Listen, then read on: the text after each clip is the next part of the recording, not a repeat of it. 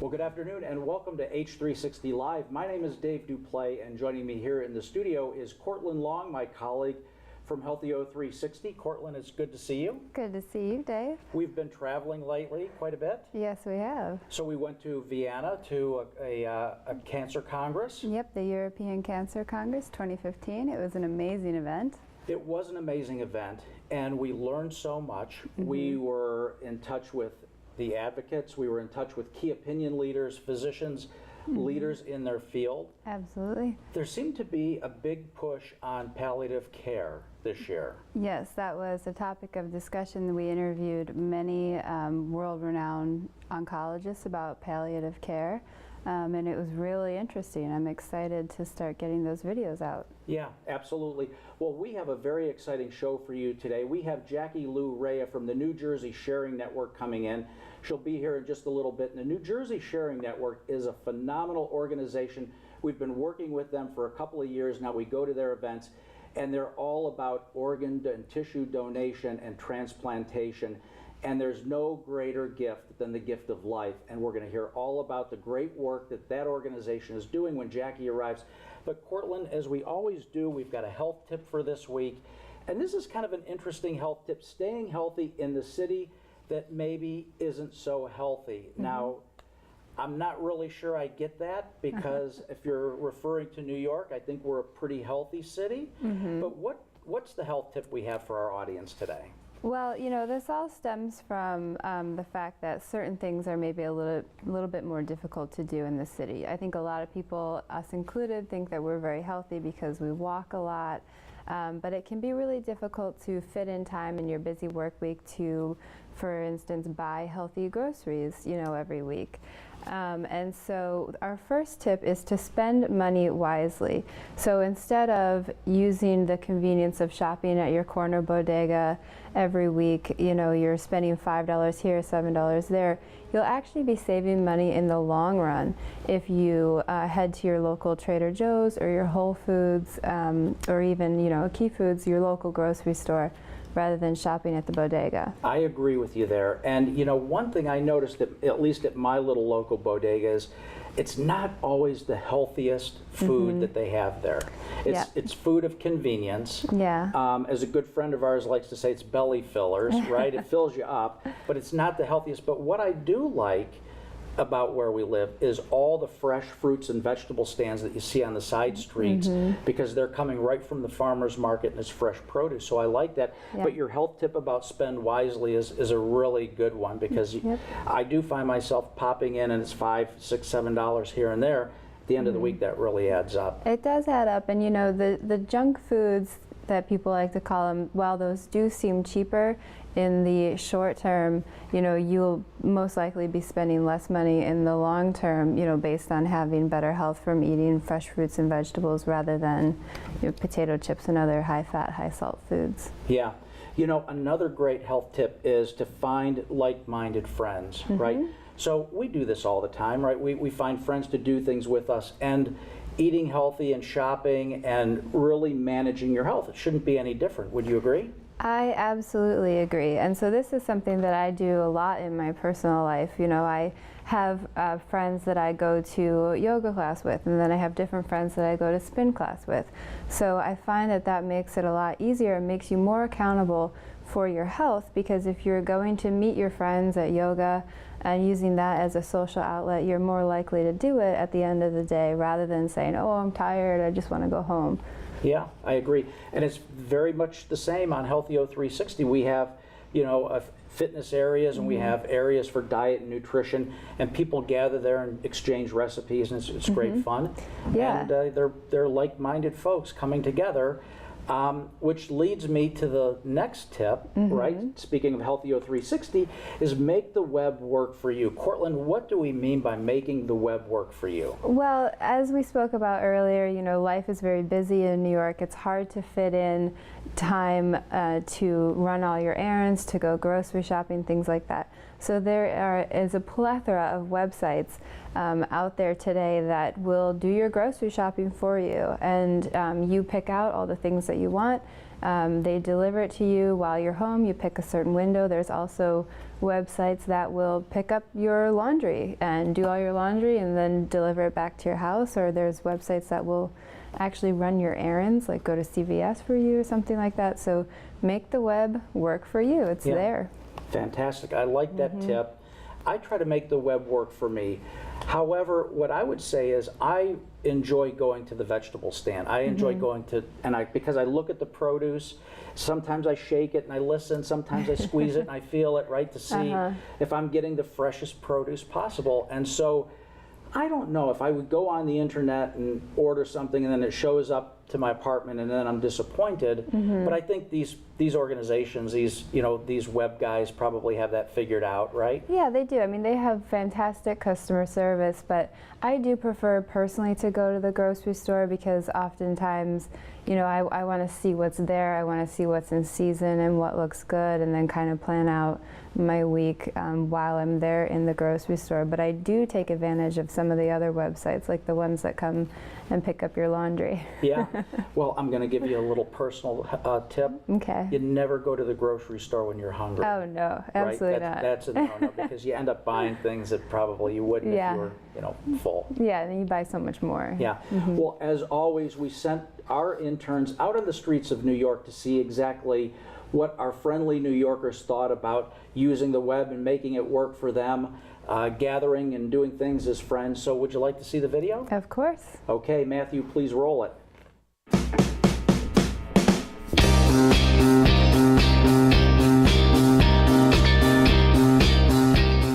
Do you find it difficult to fit in healthy grocery shopping in your work week? I definitely do I do grocery shopping, and I do kind of find it a little difficult because sometimes the healthy stuff is a little bit more pricey than the cheap junk food. So a lot of times you tend to get the junk food versus getting healthier food. I do. I don't usually have enough time to do all the shopping that I need to. I end up eating out a lot more during the week. Beginning of the week tends to be a little bit better, but this time usually is when things start to like fall apart a bit. But yeah, it's definitely difficult to carve out time to get to the store and still do everything else that I want to do. Not at all. I mean, I don't find it difficult. I mean, I always take the time out to grocery shop, especially for healthy foods, Yeah. A lot of healthy foods that are expensive, though. I got to say that. That's the only difficult part I find, with the whole situation. But I don't find it difficult, to go grocery shopping for healthy food. Have you ever joined something such as a yoga class or even a gym class just to meet new people? No, I haven't. Like, I've done yoga classes. I'm a member at a gym, but I actually end up running alone a lot just so I have some time to decompress and not have to talk to people for a while. No, but I would love to. I would love to join a yoga class, I definitely want to get into that, meditate more, just exercise. It's health, anything with health, I'm down for it. Well, I'm like a gym rat because I play basketball, so I've always been in the gym. I definitely am interested in doing yoga, but I do meditate here and there, but I love meeting new people, so, me going into yoga classes, gym classes, something that's natural to me. Do you ever take advantage of grocery delivering services? Yes, I actually used to work for one, which is Fresh Direct, but I like going to the grocery store rather than online grocery just to see what I'm actually buying. I get to touch it and feel it, you know what I'm saying? Yeah. Make sure it's fresh. It's actually fresh, so I prefer that. I haven't, though my roommates have and my friends have. I just haven't tried it out yet.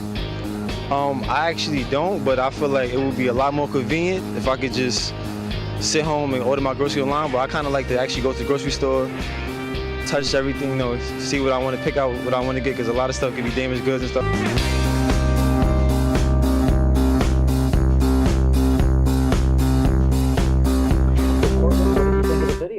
Another amazing video from our interns, our New Yorkers, of course, not disappointing. The one gentleman actually worked for Fresh Direct, which is one of the grocery shopping websites. You mentioned that, yeah. Yeah, that's really cool. That is really cool. So I think there were a mix, right? Some people are using the internet, other people, like like the one gentleman like myself, he likes to go and, you know, feel the produce and see what he's got going on there. And maybe he likes to get out and socialize too at the grocery store, you know? Yeah, I think so. I mean, the one guy, he definitely said he goes to the gym a lot. You know, he plays basketball, so it sounds like he's doing the like-minded friends health tip. Yeah, absolutely. Well, another great video. Our interns didn't disappoint. The friends we have in New York, they didn't disappoint either. It was a good segment. And now, Cortland, our favorite time of the show. Our guest is making her way into the studio. But before we have a conversation, I just want to bring you up to speed a little bit on this wonderful organization called the New Jersey Sharing Network. The New Jersey Sharing Network is committed to increasing the number of lives saved through education, research, donor family support, and public awareness about the life-saving benefit of organ and tissue donation and transplantation. By making a contribution to the New Jersey Sharing Foundation, you empower their efforts, bringing us a step closer to providing the greatest gift of all, and that's the gift of life. Well, Jackie, thanks for coming in. Thank you so much for having me. A repeat visit. We loved having you on the first time, and we had to have you back. Thank you. Because you guys are really doing some fantastic work over there. We were at one of your events recently, and we got out and we were mixing and mingling, and we met some fantastic people, and we got some sound bites. Can I show those to you? Oh, would love it. Okay, let's watch.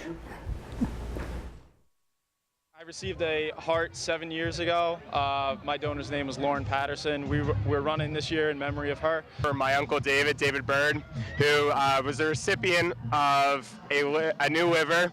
In honor of my cousin, who donated 3 of his organs. For my brother, Arthur Corniola, who passed away in 2012 from a car accident. It was a sudden thing, but he was able to donate to 3 people. He gave his kidneys and his liver. Sam Prince, who's a recipient of a heart transplant, an amazing, wonderful, fabulous kid.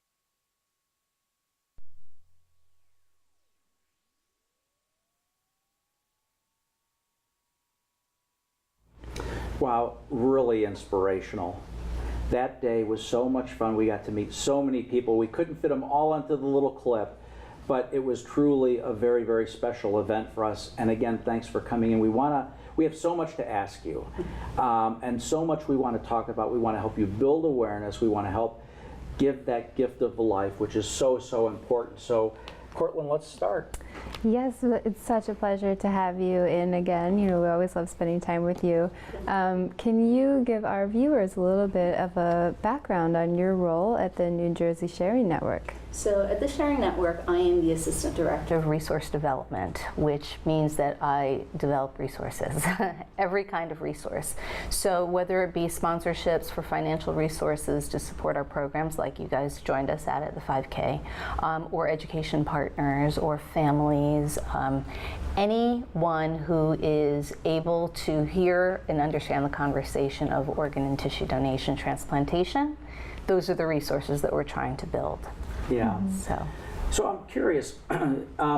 You have to be on the list, right? You have to sign up. You have to declare that you want to be an organ or a tissue donor, and there's probably a number of ways to do that. I personally did it when I get my driver's license. They always ask. They're very good about asking.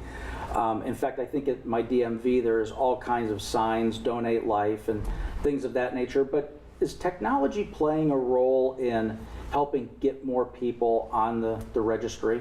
Technology is definitely our friend. As of recently, just about a week ago, Donate Life America launched a new registry that's online, that's web-based, that you can do from your smartphone or from your laptop.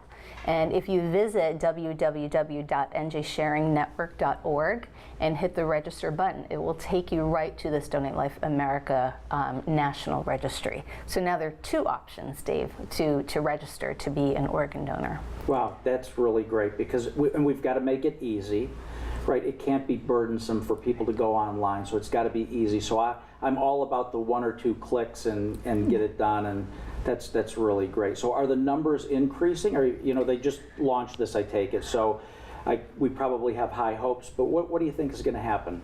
I think that once people really start talking about it and we're able to promote it more and more, people are going to start registering. We're starting from ground zero, and I'm proud to say that New Jersey was the pilot state because of all the activity that we have going on here. Donate Life America chose us to be the pilot state to launch this. So it seems that every audience that we have presented this new website to and this new registry, there has been a nice percentage of those people who go immediately online on their smartphone and register. So that's very, very encouraging. And it is much less invasive than going to the motor vehicle. And the great thing about it is when you go to the motor vehicle, you have to be 18 years or older in order to register. With this Donate Life America registry, you can be 14. And ages 14 to 18, if you're on the list and something tragic happens to you, Donate Life America, when those hospitals and organ procurement organizations check the Donate Life America website and see that child's name on there, they will then convey to the parents or the next of kin that that individual did say that they wanted to be an organ donor and tissue donor. Yeah, that's really great. You know, no one likes going to the DMV, right? Right? Am I right? No, you're right. It's standing in line, waiting, especially if you do it at the last minute like I do it.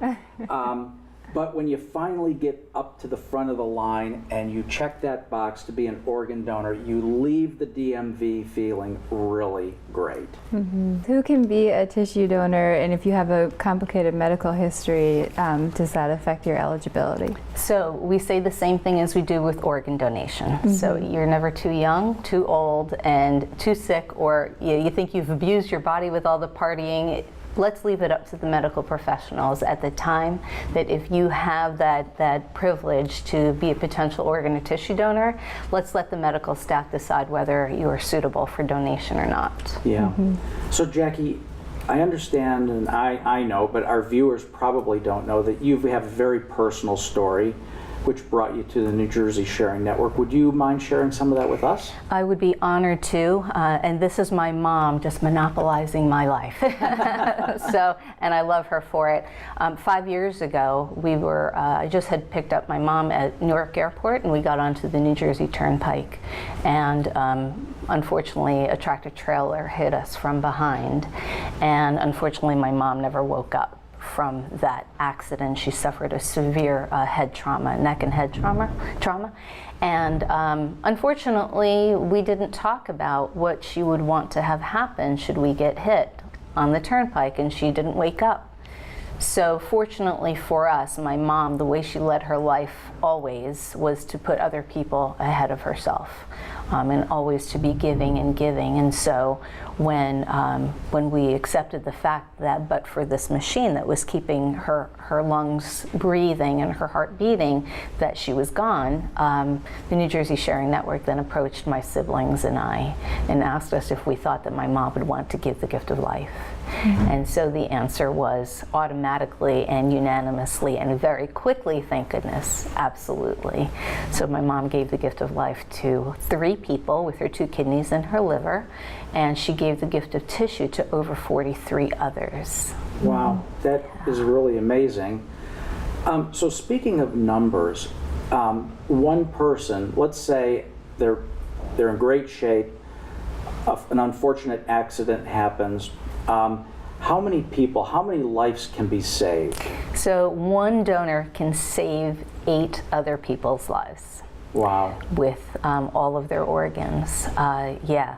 So we try to maximize the gift, and some of the research that we do currently in our 5K, this is what we raise money for, is the research is to make organs last longer or be more compatible to the recipients or people who are waiting, so that we don't waste these valuable gifts. Yeah. Well, Jackie, bringing the story back to you and your mom and your family, and I'm so sorry to hear about your mom, but how wonderful that people are able to continue on because of the gifts that your mother gave. But can you tell us a little bit about what the process was like at the hospital, the difference between the trauma team and the transplant team, and how all of that kind of works?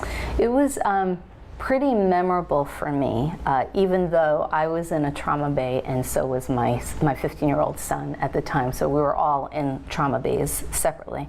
And what I remember most profoundly was that the trauma team made sure that whatever was happening with my mom, that I was fully abreast and aware of, and part of the decision, part of the whole process, which to me is so compassionate.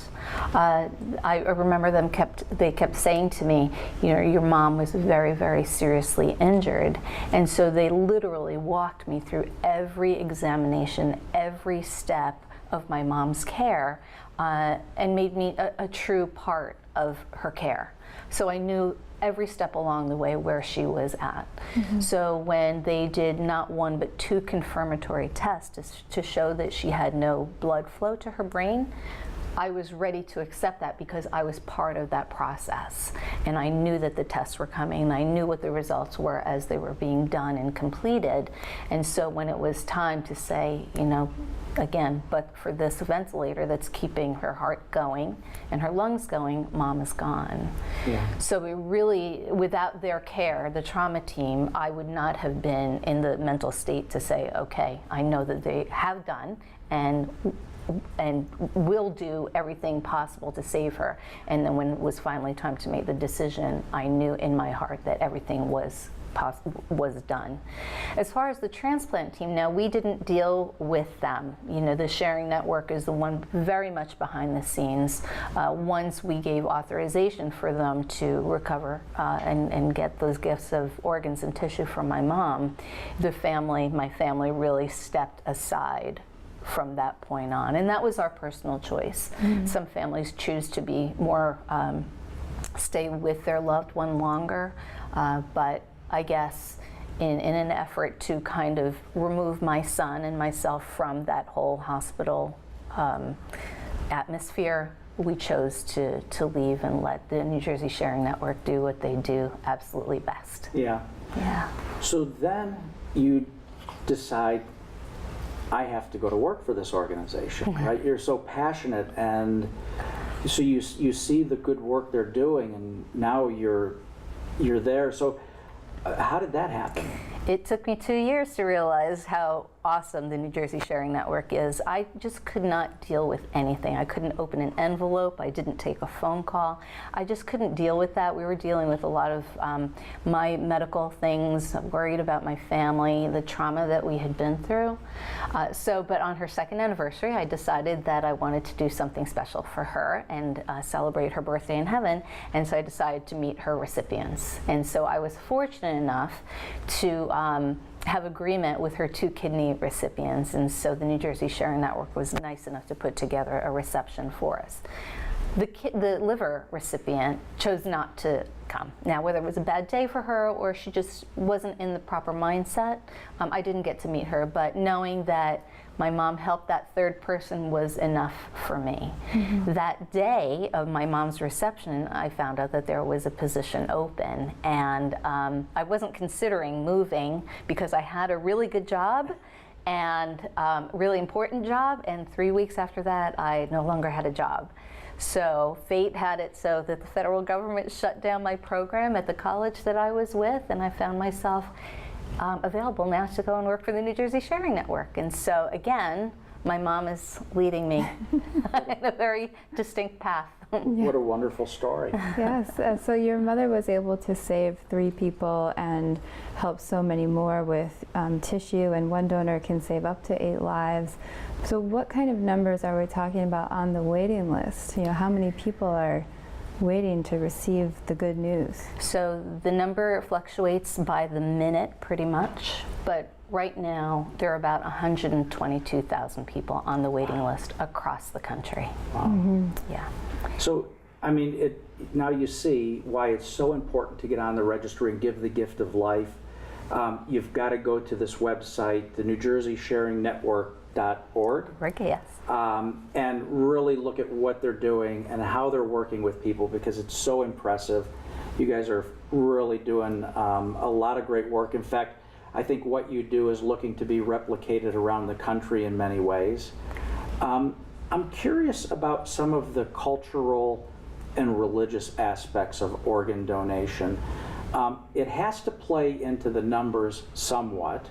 Does it play in to a large degree, or do you see a kind of a shift now in some of the cultural or religious thinkings around organ donation?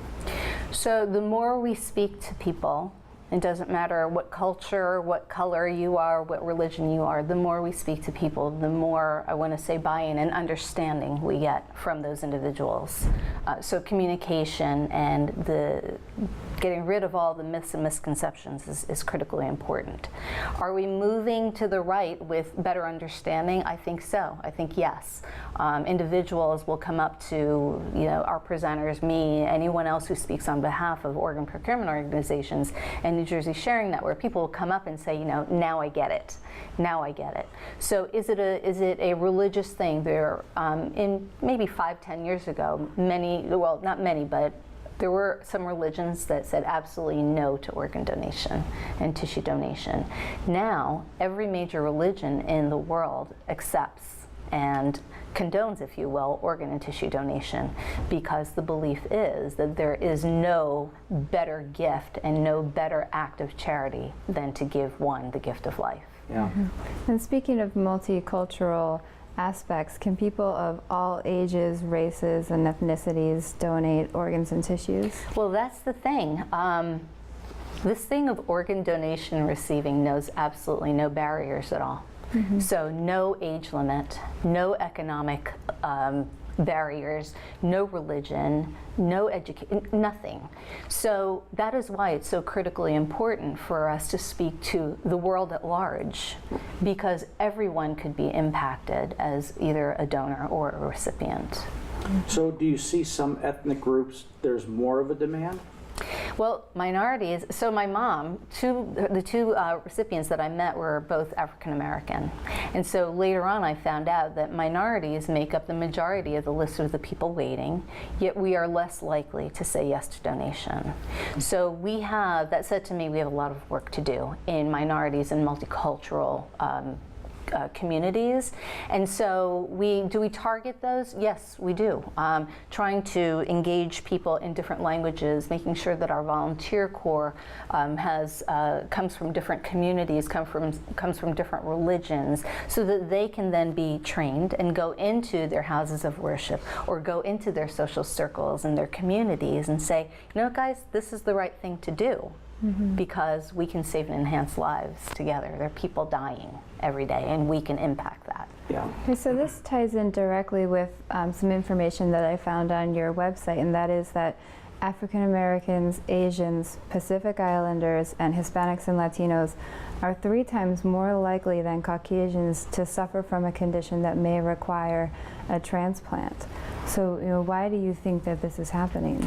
So I think that transplant goes hand in hand with other comorbidities like the high blood pressures, like the cardiac diseases and things like that. Mm-hmm. And so those are the diseases that affect many of our minority communities, and those are the cases that blow out your kidneys and your heart, and everything starts to malfunction.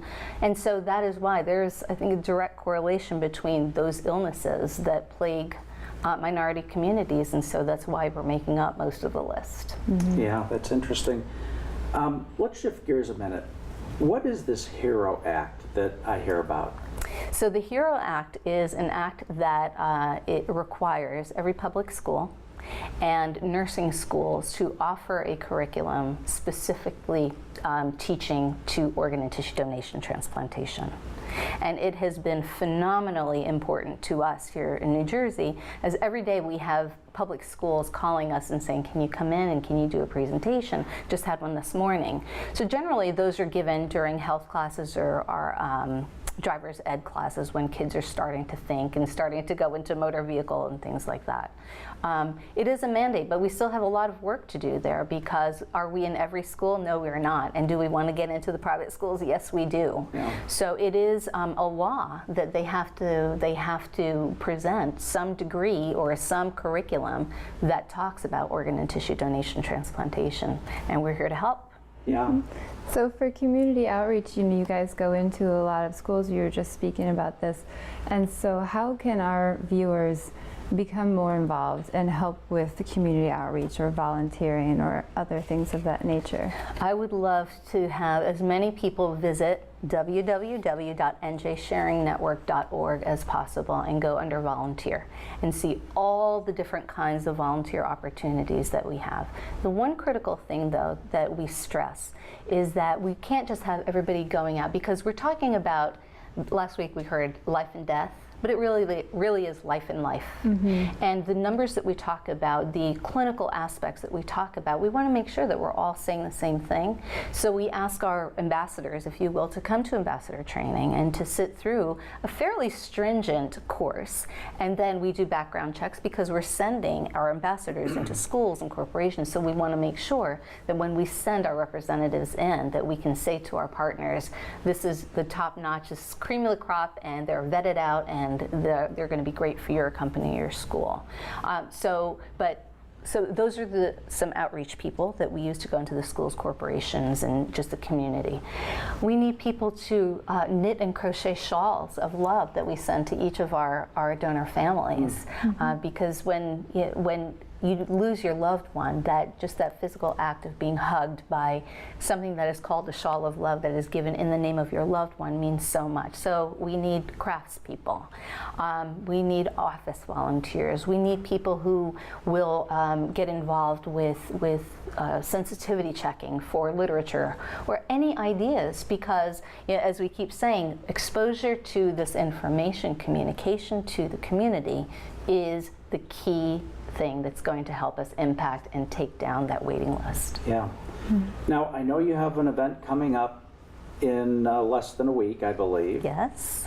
What's the event? I'm also wondering, these walks that you do and the ones that we attend, are those also planned for next year already? They sure are. So Monday, October 5th, we will be having our golf classic at Baltusrol in Springfield, New Jersey.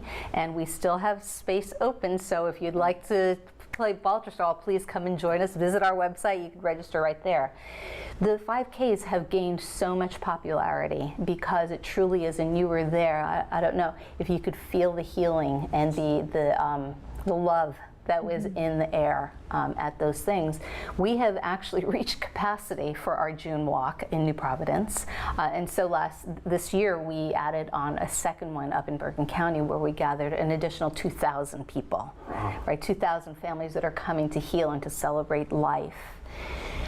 2016, we're going back to Bergen. Again, thank you to Bergen Community College. They have offered us again to partner with us on our 5K, so that will be April 24th.